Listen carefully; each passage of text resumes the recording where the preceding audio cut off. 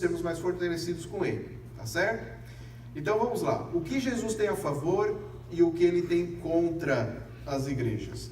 Hoje nós vamos falar de um tema muito legal, muito importante.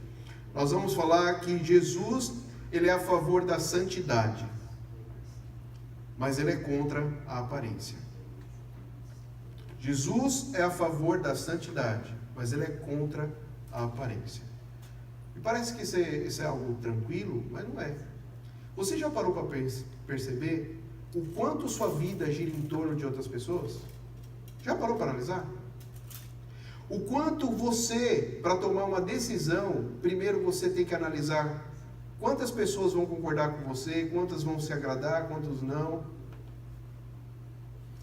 O Eduardo Eltz, que é um professor, aqui foi professor do seminário do Westminster, é um professor do Centro de Aconselhamento Cristão, chamado CCF, ele lançou um livro, e o tema é assim: quando Deus é pequeno e as pessoas são grandes. E esse livro vai tratar de algo que todos nós sofremos. Esse livro vai tratar sobre como é difícil e duro para nós queremos viver sem aparências. Como a opinião das pessoas, mesmo aquelas que nós não conhecemos, é mais importante para nós do que a própria vontade de Deus e a avaliação de Deus em nossa vida. E isso é fato. E aí nós começamos a viver de aparência, porque o que nós fazemos não é revelar quem nós somos de verdade, mas nós começamos a viver de acordo com aquilo que aquela pessoa vai gostar, o outro vai agradar, e aí nós vivemos de aparência. E hoje nós vamos aprender que uma igreja que vive de aparência, ela não pode enganar Jesus. E Jesus é contra a aparência, mas Ele é a favor da verdadeira santidade. Vamos lá? Vamos ouvir a palavra de Deus. Ao anjo da igreja em Sardes escreve: essas coisas diz aquele que tem os 7 espíritos. Essa coisa... Só um momentinho. De novo, ao anjo da igreja em Sardes escreve: essas coisas diz aquele que tem os 7 espíritos de Deus e as 7 estrelas. Conheço as tuas obras, que tens nome de que vives e estás morto. Sê vigilante e consolida o resto que estava para morrer, porque não tenho achado íntegras as tuas obras na presença do meu Deus. Lembra-te, pois, do que tens recebido e ouvido, guarda-o e arrependa-te. Porquanto, se não vigiares, virei como ladrão, e não conhecerás de modo algum em que hora virei contra ti. Tens, contudo, em Sardes umas poucas pessoas que não contaminaram as suas vestiduras, e andarão de branco, junto comigo, pois não são dignas. O vencedor será assim, vestido de vestiduras brancas, e de modo nenhum apagarei o seu nome do livro da vida. Pelo contrário, confessarei o seu nome diante de meu Pai e diante dos seus anjos. Quem tem ouvidos, ouça. Quem tem ouvidos, ouça o que o Espírito diz às igrejas. Vamos orar mais uma vez. Pai querido, nesse instante que a Tua palavra foi lida, nós rogamos ao Senhor, Pai, que possamos continuar expressando os nossos sinceros louvores ao Senhor, agora através do nosso ouvido. Ouvindo, Pai, a Tua voz, a Tua palavra, e guardando-a, Pai, em nosso coração, para não pecarmos contra Ti, como ensina a Tua palavra. Que nós possamos sair daqui fortalecidos, encorajados, a cada vez mais queremos estar próximo de Cristo. Perdoe, Pai, as nossas iniquidades, perdoe os nossos pecados, e que nesse instante, Pai, a nossa mente e o nosso coração possa estar centrado tão somente aqui, ouvindo a Tua voz, ouvindo a Tua doce voz que nos chama para mais perto do Senhor. Em nome de Jesus, Pai, que nós oramos e agradecemos a Ti. Amém. Jesus é a favor da santidade, mas Ele é contra a aparência. Primeiro ponto de introdução, que nós já temos trabalhado aqui, ele é simples. Nem sempre a avaliação que fazemos de uma igreja é de Jesus. É interessante que a nossa avaliação é péssima. Péssima.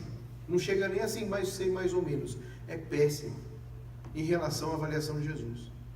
Você olha para as Escrituras e você começa a aprender que geralmente quando a igreja, as pessoas dizem, nossa, essa é uma igreja boa, essa é uma igreja vibrante, essa é uma igreja assim que nota 10, que deve alegrar o coração de Deus, são exatamente essas igrejas que Deus olha e fala assim, está para morrer, está morta, é fria, é pobre, é cega, é nu.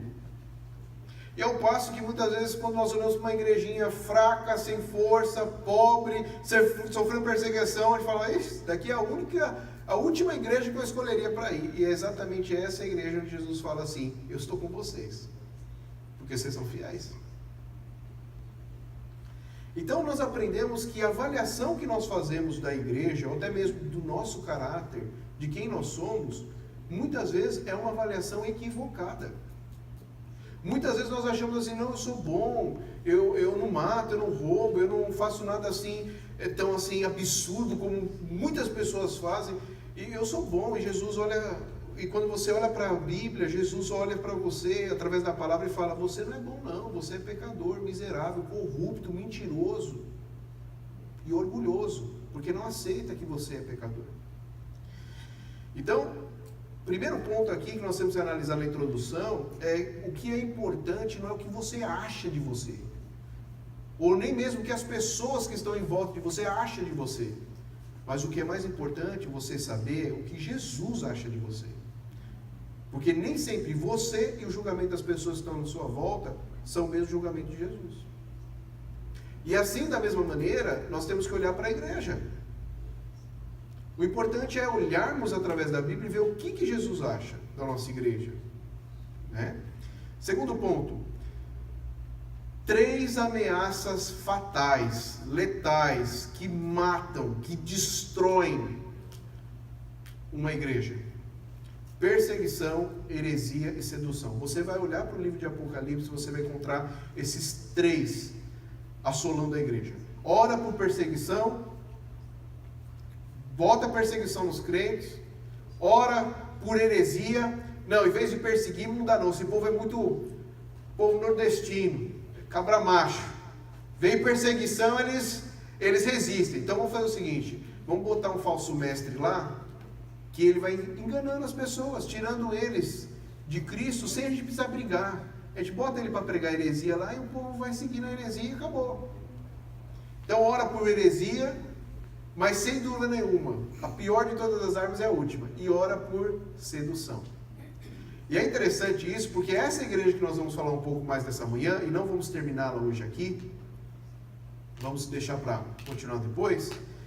Essa é uma igreja que quando você lê o texto, ela não está sofrendo perseguição, como a igreja de Esmirna, que estava sendo perseguida, assolada, o Pérgamo de Antipas, vocês lembram de Antipas, que foi morto na barriga de um boi de bronze, sendo cozinhado? Não tem perseguição.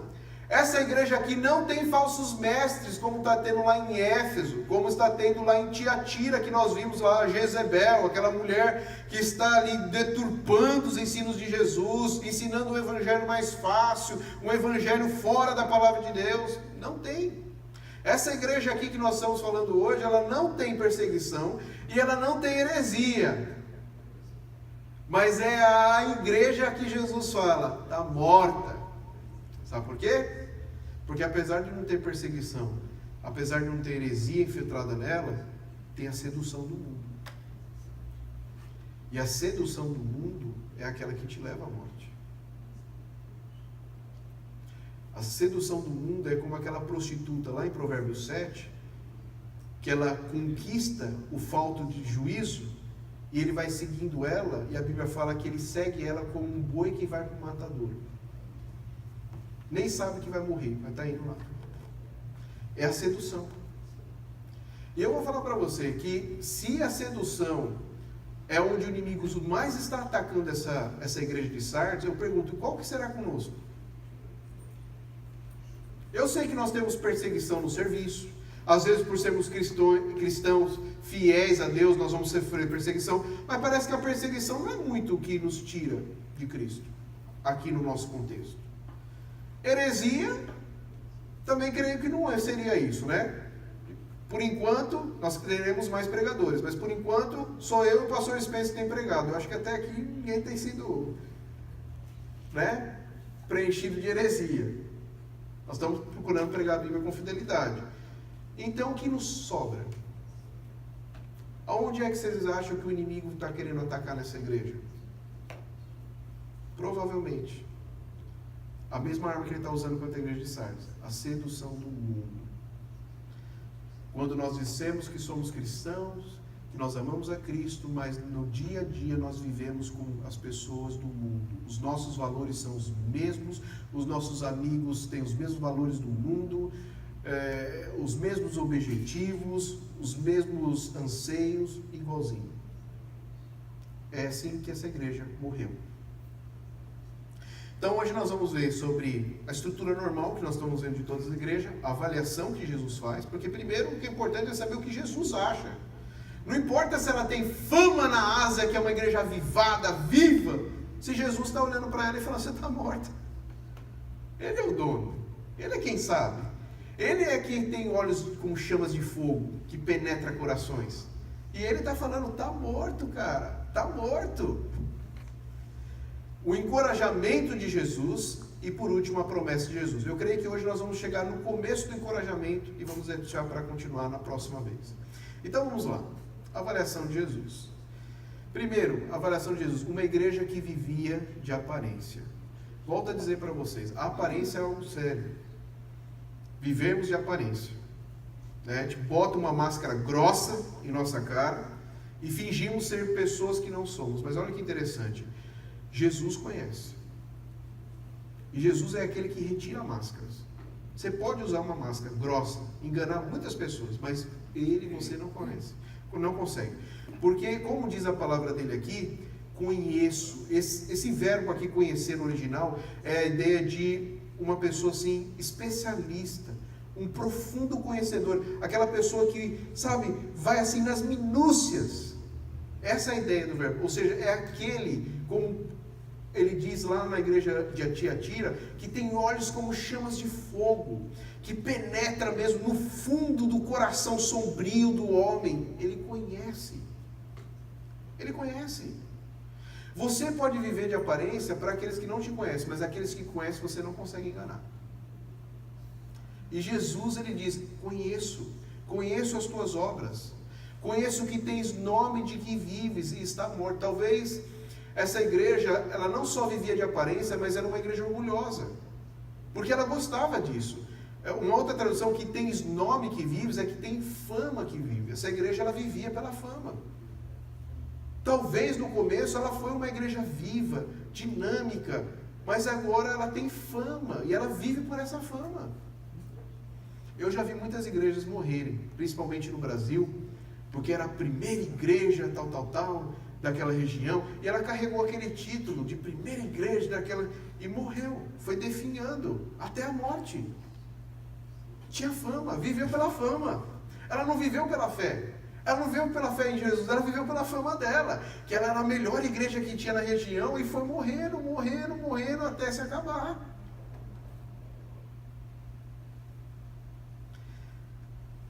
Mas olha que interessante. Olha como é uma tolice nós queremos viver por aparência. Porque nós não podemos enganar o Senhor da igreja. Porque Ele anda no meio da igreja, Ele conhece a sua igreja, Ele vai até o fundo do coração.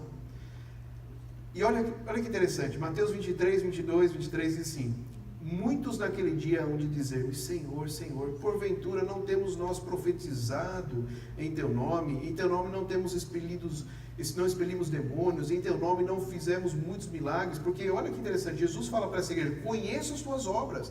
Se ela tem fama que vive, provavelmente essa igreja ela tinha os rituais, ela tinha, os cultos estavam acontecendo, até mesmo a fama dela talvez venha disso. Era uma igreja que tinha muitas programações, muitos eventos, muitos departamentos, ao ponto de todos, não só as outras igrejas, mas até mesmo as pessoas que estavam fora da igreja falaram, que igreja viva, olha, que igreja dinâmica. Você pode ir lá que tem departamento assim infantil de 0 até 40, né? Porque principalmente as mães brasileiras gostam de ter o filhinho dela até os 40 anos. O cara está 40 anos, está morando dentro de casa. E mesmo quando casa, ainda ela acha que é a mamãezinha que tem que cuidar dele. Então, tem de 0 a 40. para ele estar lá. E vai, e isso e aquilo. Opa, essa igreja é viva, essa igreja faz obras. E ela mesma poderia achar, não, nós somos mesmo, de todas as igrejas aqui, nós somos que temos mais eventos, nós somos aqueles que mais agitamos, fazemos as coisas. E Jesus fala, muitos naquele dia hão de dizer-me, Senhor, Senhor, porventura não temos nós profetizado em teu nome? Estão fazendo evangelismo aí e tal. Em teu nome não expelimos demônio, em teu nome não fizemos muitos milagres. Então lhes direi explicitamente aqui Jesus falando, eu vou falar assim bem claro, nunca vos conheci, nunca vos conheci, apartai-vos de mim os que praticais a iniquidade. Jesus conhece, irmãos, Jesus conhece.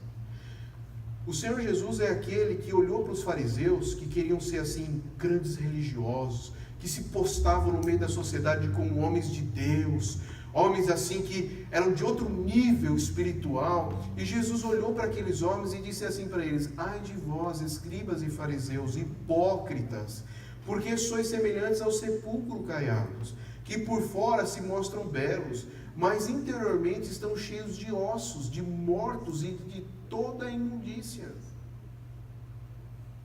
Não importa a sua religião ou a sua religiosidade, porque toda a sua religião e religiosidade pode ser só sepulcros caiados, e Jesus sabe. Ele sabe. Jesus, ele vê além da casca, do performance, ele olha mais a fundo. E olha que interessante, ele fala que essa igreja que tem fama de ser viva, essa igreja que tem fama de ser vibrante, de ser uma igreja contagiante, com muitas atividades, ele olha para essa igreja e fala, você está morta. Eu fico imaginando o choque que deve ser para a igreja, né? Não tem coisa pior do que você estar enganado, não é verdade?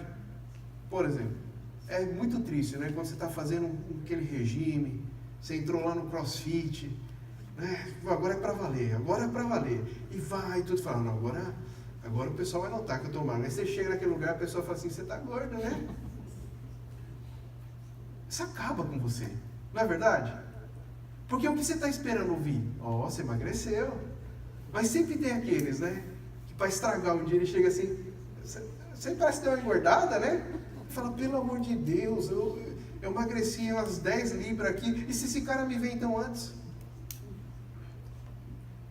E essa igreja está aqui, ela está nesse pique, nós somos vivos, você quer para uma igreja avivada? Quer sair daquela igreja morta sua lá? Quer ir para uma igreja avivada? Vem para a nossa igreja é avivada. E Jesus olha para ela e fala assim, está morta, filha, está morta, está mortinha. Essa igreja tem pessoas mortas dentro dela, pessoas que estão ali no culto, que estão até exercendo funções, tocando, pregando, cantando, pulando, agitando, fazendo as coisas, e estão mortas, ainda não conhecem a Jesus, ainda não têm anseio por Jesus.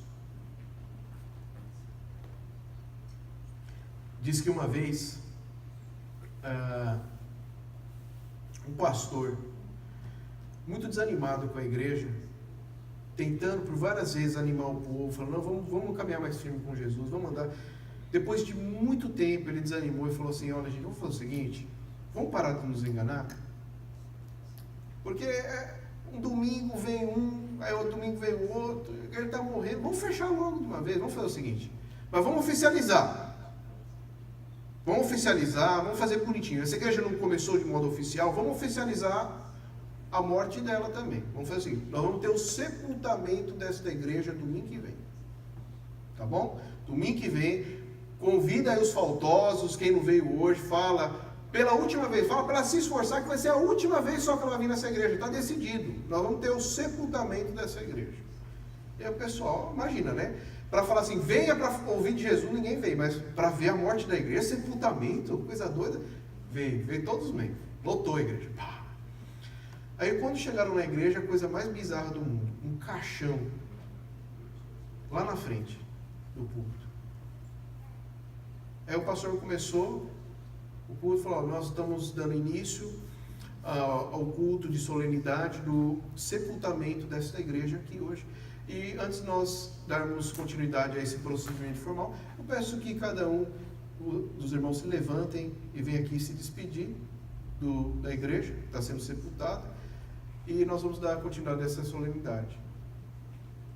E é interessante que as pessoas começaram a vir, uma a cada um.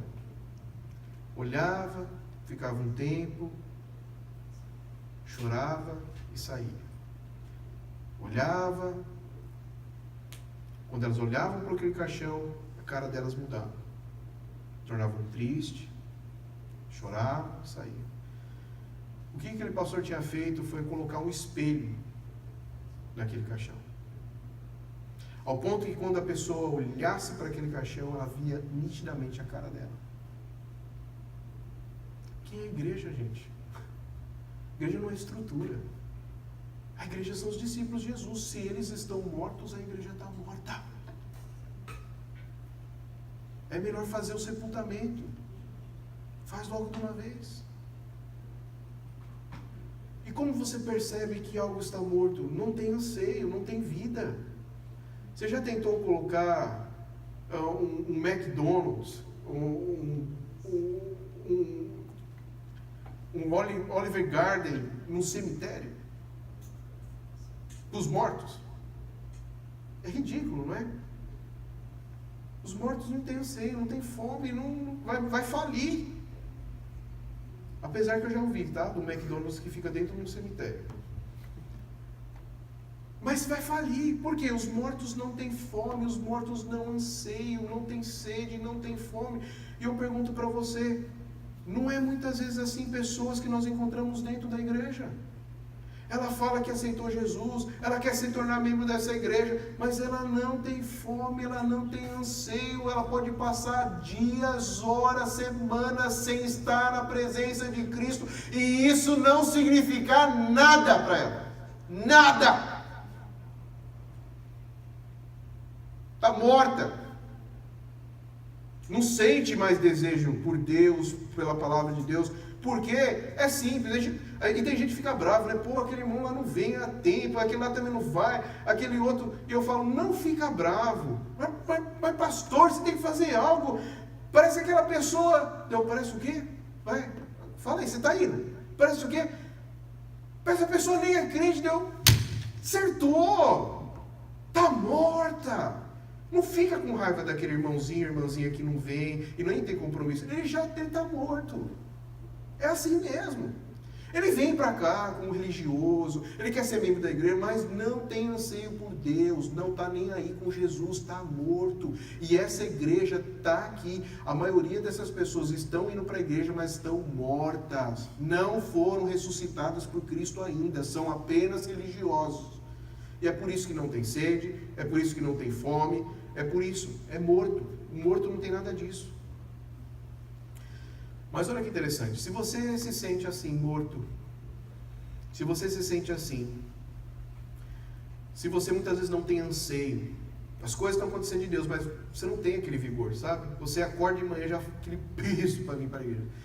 São síndromes de quem está morto. Eu tenho algo aqui que pode reavivar seu coração. E não pode ser outra coisa. O Evangelho. É por isso, irmãos, que todos que chegam nessa igreja, não interessa se já quanto tempo de igreja já tem, se foi pastor, se é presbítero, todos que chegam nessa igreja, e todos nós da liderança, sempre voltamos para o Evangelho. Porque ele é a garantia de que sempre nós estamos dando um antídoto para a morte, contra a morte, que é a vida, e a vida é Jesus. E o Evangelho é Jesus, a boa nova é Jesus. E quando você olha para Jesus, você vê duas notícias. Primeiro, uma notícia, pois todos pecaram e carecem da glória de Deus. Todos. Se você pensa que você é uma boa pessoa, se você pensa que você é tão bom, que você nem precisa tanto de Deus, eu quero dizer para você que você está morto. Pessoas mortas se acham boas. Pessoas que estão mortas acham que elas são, sim, excelentes, até o ponto de não precisarem se render a Jesus. Só assim. Mas olha o que a Bíblia fala. Você não está bem, você é um pecador, você se rebela contra Deus ao passo de desprezar a Deus. E todos fizeram isso, não é só você, todos, só teve um que não pecou, que é Jesus. Mas tem uma boa notícia para você. A boa notícia é que você pode ter vida hoje, você pode ter vida agora, porque Deus, Jesus é o nosso Deus e Ele é o Salvador. Jesus, porque Ele salvará o povo de todos os pecados deles. Mas pastor, é mesmo? E onde está a minha garantia? Onde eu posso ter a certeza de que isso é verdade? A certeza você pode ter ao lembrar da cruz, porque Ele morreu numa cruz, e Ele não estava brincando. Eu sei que muitas vezes um crente, ou pessoas religiosas que chegam à igreja, ela leva na brincadeira o caminhar com Cristo, ela leva a brincadeira a missão de Cristo, mas Jesus não leva a brincadeira, Ele leva a sério, ao ponto dele morrer numa cruz. Não foi pouco não, Ele leva a sério. E a cruz é a garantia que os seus pecados são perdoados, que os seus pecados são anulados, como um juiz que anula uma sentença. Mas deixa eu falar um negócio para você, tá? Só um negócio interessante. Há muitas pessoas que chegam e falam assim: pastor, para justificar a vida dela de morbidão espiritual, para justificar a vida dela de morte espiritual, ela fez, mas Jesus já pagou por todos os meus pecados, Jesus perdoa todos os pecados, né? Meus pecados já estão todos perdoados, né? E essa hora dá vontade de você falar, não está não. Não está não. Mas como assim? Não está perdoado? Não está. Porque Jesus perdoa pecados que são arrependidos. Grave isso. Pecados que foram confessados e onde houver arrependimento. A Bíblia deixa muito claro: arrependei-vos enquanto é tempo. Pecados que não são confessados, pecados que não foram arrependidos, não tem perdão. E hoje você vê uma geração de pessoas que dizem ser discípulos de Jesus, e o meu pecado está perdoado. Você já confessou? Você já mudou de vida? Se arrependeu? Não, então não foram. Não se apoia nisso. Não se apoia nisso. Isso daqui é uma bengala escorregadia que você vai cair de boca no dia do juízo. Vai se estourar todo. Os pecados que são perdoados são pecados que foram confessados e arrependidos. Se não houve mudança de vida, não houve perdão. Confissão e arrependimento são características de um pecado que é perdoado. Então, você tem diante de Deus essa garantia de perdão, que você pode confessar os seus pecados diante de Deus e Ele vai te perdoar. Mas vamos lá. Olha que interessante. Essa igreja ela sofreu de um problema também. E o problema dessa igreja aqui, eu tinha colocado esse canal, mas ela vai tampar. O problema dessa igreja aqui é que ela, por que ela está morta? Porque ela desprezou a santidade de Deus. Você entendeu? Vamos entender agora o que é a santidade de Deus. Ser vigilante e consolida o resto que estava para morrer, porque não tenho achado íntegras as tuas obras, na presença do meu Deus. Eles estão fazendo obras, as coisas estão acontecendo, mas não é íntegro, não é reto, não é santo. Essa igreja assim, ela abandonou a Jesus. E vamos entender o que é santidade, porque as pessoas pensam que santidade é colocar uma auréola, né, na cabeça, pegar uma Bíblia grande, carregar ela para cima e para baixo, fazer carinho de piedoso. O que é santidade? Vamos entender. Como filhos da obediência, 1 Pedro capítulo 1, 14, 16. Não vos amoldeis às paixões que tinhas anteriormente na vossa ignorância. Pelo contrário, segundo é santo aquele que vos chamou, tornai-vos santos também vós mesmos em todo o vosso procedimento, porque escrito está, sede santos porque eu sou santo. É interessante que quando Deus vai tirar o povo do Egito, Ele deixa muito claro, sede santos porque eu sou santo. O que significa ser santo? A palavra no original significa cortar, separar. Ser santo é ser separado do mundo para Deus. É como você pegar uma cesta de maçãs podres e você separar. Você separar. Essas daqui vão ser limpas. Essas daqui vão continuar sendo podres. Ser santo não tem nada a ver com descer rolando no monte, descer ladeira, planando. Ser santo significa ser separado. E foi exatamente isso que Deus fez. Deus nos tirou das trevas para sermos luz com Cristo, para sermos separados para Ele, para andarmos com Ele. Ou seja, se nós temos uma vida que não é diferente das pessoas do mundo, e dizemos que somos cristãos, tem algo errado. Porque se você é de Cristo, Ele te chamou das trevas para a luz.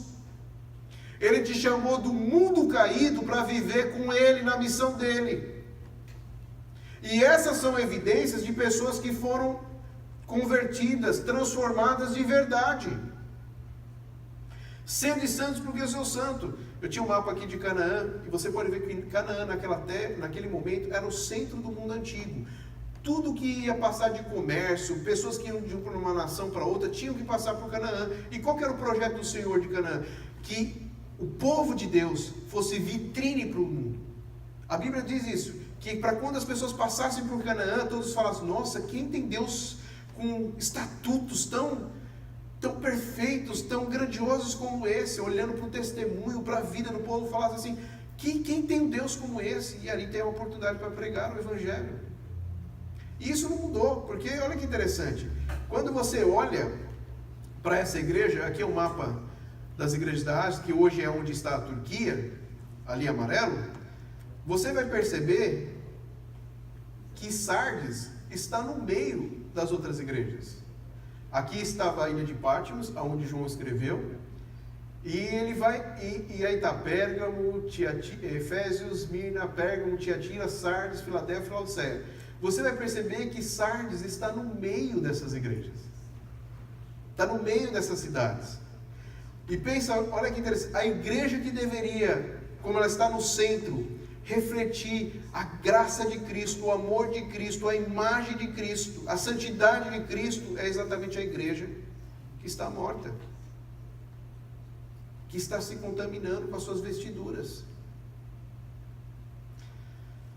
É típico a luminária, que em vez de ficar no alto para iluminar toda a região, foi colocada debaixo da mesa. É o sal que deveria dar sabor, que perdeu o gosto. E isso acontece quando a igreja não consegue ser diferente do mundo. Ela vai pregar o quê? Qual a diferença que ela vai fazer se ela não é diferente?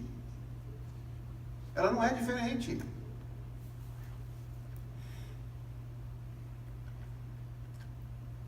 Tens, contudo, em Sardes, umas poucas pessoas que não contaminaram as suas vestes. Ou seja, eles têm obras íntegras, as suas obras não eram más, não eram íntegras, porque estavam com as vestiduras contaminadas. Essa é uma expressão que usa muito em Apocalipse, vestiduras brancas, significa santidade, vestiduras brancas, né? E eles estão com vestiduras sujas. E não sei se vocês sabem, nesse mundo antigo, naquela época, quando alguém era convidado para uma festa, quem tinha que dar as roupas era quem estava convidando. Pensou dar uma festa naquela época não era fácil não, né? Não eram as pessoas que iam lá, compravam as roupas que elas queriam. O dono da festa é que dava as roupas. Você vai usar essa roupa. Você mais ou menos quando tem um casamento e você escolhe a roupa das madrinhas lá, dos padrinhos, né? Você vai com essa daqui. Você vai com essa aqui. Então o que ele está dizendo assim não adianta querer chegar com roupas contaminadas, a vestiduras já manchadas, porque eu sou o dono da festa, eu sei as roupas que são para entrar aqui. Você quer entrar desse jeito, não vai entrar. Não vai. Vocês estão com as vestes contaminadas. Ou seja, você tem nessa igreja pessoas que estão mortas, que não conhecem ainda o Evangelho de Jesus, já ouviu, mas conhecer, de estar no coração, está morta. E você tem nessa igreja pessoas que também estão adoecendo, que já estão contaminando, que não está morta, mas já está chegando nisso.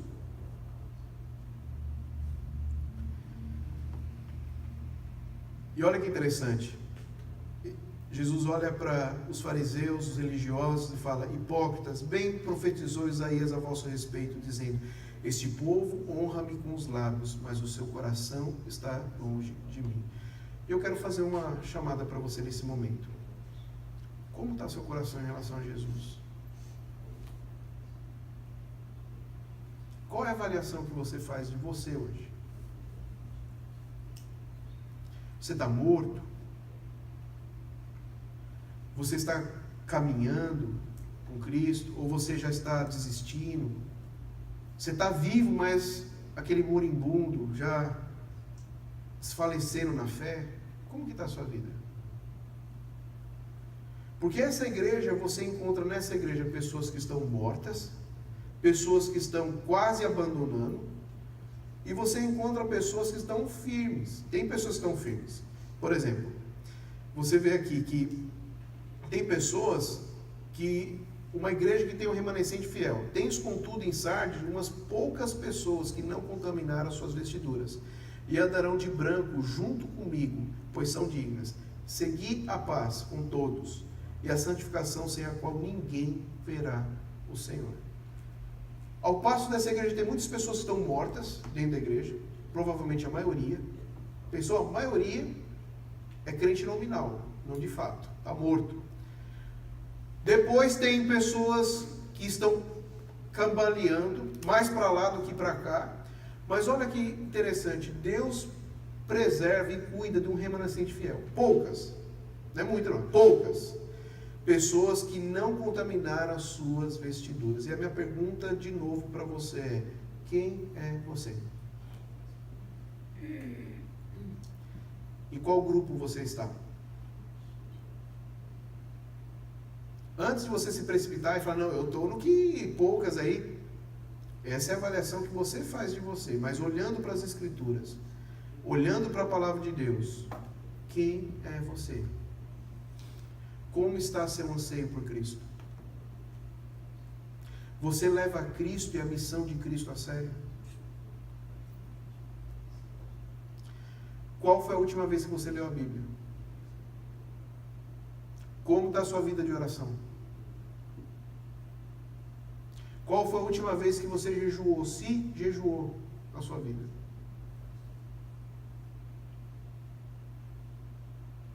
Como que você espera para chegar num momento como esse de adoração pública, com anseio ou com, ai meu Deus, mais um dia? Poucas pessoas não contaminaram.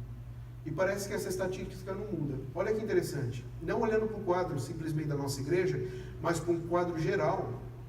Pesquisas feitas em vários tipos de igrejas, em igrejas grandes, pequenas, diferentes tipos de igreja, disseram o seguinte, olha que interessante. Apenas 20% dos membros de uma igreja se envolvem para valer. É de chorar, não é? Pesquisas feitas, mesmo em igrejas fortes, grandes, já consolidadas, apenas 20% dos membros são o que se envolve para valer. 20. E 20 assim está bom, porque a média é entre 10 e 15.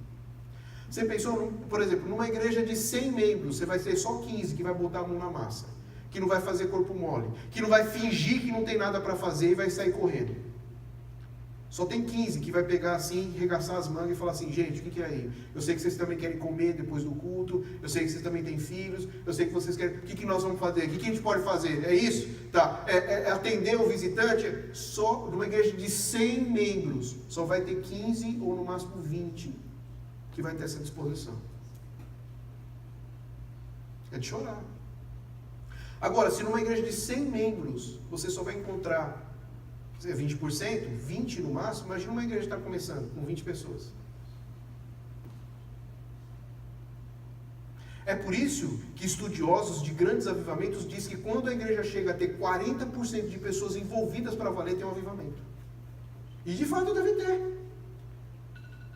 Porque se às vezes com 20% de pessoas comprometidas, a igreja cresce, avança, mas na verdade é só 20 que está ali segurando as pontas mesmo. Imagina se uma igreja chega a ter 40% de pessoas assim. É um avivamento mesmo. Mas eu faço de novo essa pergunta. Quem é você? Em qual quadro você está? Está morto? Se você está morto, tem o Evangelho de Jesus. E não seja orgulhoso não, tá? Eu já ouvi o evangelho, eu já sou crente, não se orgulho não. Se você está morto, ouça o evangelho de Jesus, porque você ainda não entendeu ele. Você está quase lá? Está mais para lá do que para cá? Ouve o evangelho também, porque só o evangelho que pode te dar força. O pastor não vai te mudar, a igreja não vai te mudar, emprego não vai te mudar, mudar do país não vai te mudar, só Jesus vai te mudar. Ou você é aqueles que são poucos que ainda não se contaminaram? Quem é você? Deixa eu ajudar a melhorar essa pergunta para você entender. Por exemplo, se essa igreja aqui, a Christ the King Presbyterian Church Philadelphia, a City K Philly, se ela fosse depender de você quanto a investimento de esforço, trabalho, como essa igreja estaria agora? Se essa igreja fosse depender de você para estar aqui, incentivar pessoas, evangelizar, como que essa igreja estaria agora? Fechada? Ou vibrante? Se essa igreja aqui, City K Philly, dependesse apenas de você, financeiramente, de suporte, como ela estaria agora? Quem é você? Não saia hoje daqui sem você responder para você mesmo hoje. Quem é você de verdade? Conheço as tuas obras. Conheço. Não importa a sua fama, não importa a sua fama. Eu conheço você. Você está morto, você está mais ou menos, ou você são aqueles que ainda não se contaminaram? Quem é você? E aí, vamos parar hoje por aqui, no alerta que ele dá. Ser vigilante e consolida. Ser vigilante e consolida. Vamos falar só isso aqui e vamos encerrar.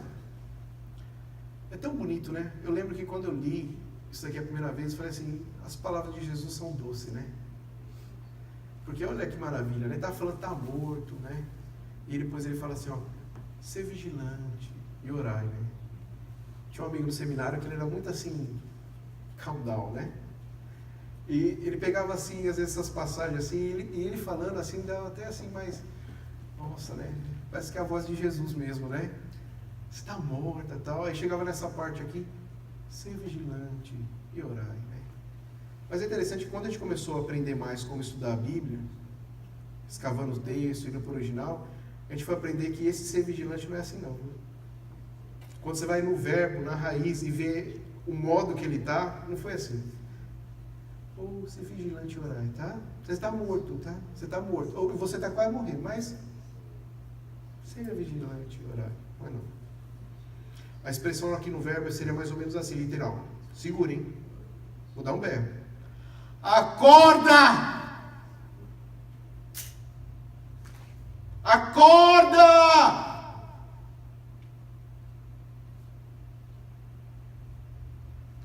Tem gente morta aqui.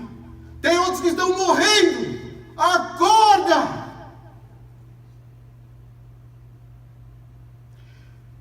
Quando a pessoa está com uma dorzinha de cabeça, alguma coisa assim, você vai lá e dá um remedinho, né? Tá aqui, filhinho. Dá na boquinha dele. Ó, tá aqui, tá um remedinho. Mas seu filho está tendo uma parada cardíaca, o seu marido, sua mulher, é assim, vai já toma um remedinho. Os caras já chegam com um desfibrilador no peito, é um choque mesmo. Pá! Tá morrendo. Tá morrendo. Seu filho está caminhando ali, ó, andando assim, o abismo está ali, você vai falar, filhinho, vem por favor aqui. Você vai dar dependendo se dá um berro, pula, né? Mas um amigo, você está lá, você dá um berro, acorda! Acorda! Literalmente no original é isso, um berro, acorda! Jesus está dando um berro para a sua igreja, acorda! Acorda. Eu não sei como você está hoje, eu não sei se você está dormindo ainda, mas a ordem aqui não é para dormir, a ordem aqui é para acordar. Eu não sei se até agora você quis viver o cristianismo nominal, de dizer que é de Jesus, mas viver igualzinho as pessoas do mundo. Se você tem vivido assim, se você tem desprezado a Cristo, se você não tem levado a Cristo a sério, hoje Jesus está dando uma oportunidade e Ele está dizendo assim para você, acorda, acorda. Acorda. Eu sou quem analisa os corações. Acorda. Próxima oportunidade que teremos para continuar esse texto, nós vamos seguir aqui e vocês vão ver por que tem que acordar. Porque as promessas que Jesus está dando aqui não vai ser fácil não. Ou você vai acordar, ou você vai lamentar. O grito aqui não é por acaso. O grito aqui é um alerta. Porque o que vai vir, se você não acordar, é sério. A minha esperança é que você olhe para a palavra de Deus, leve a sério. A Bíblia diz que nós não viveremos aqui nesse mundo por muito tempo. Aqui é transitório. Aqui é passageiro. Mas o reino já veio em Jesus, ele está vindo. Segunda vinda de Cristo, está voltando. Acorda. Que vale o homem querer buscar alegria nessa vida tão passageira, comparando com a eternidade. Que Deus os abençoe. Vamos orar?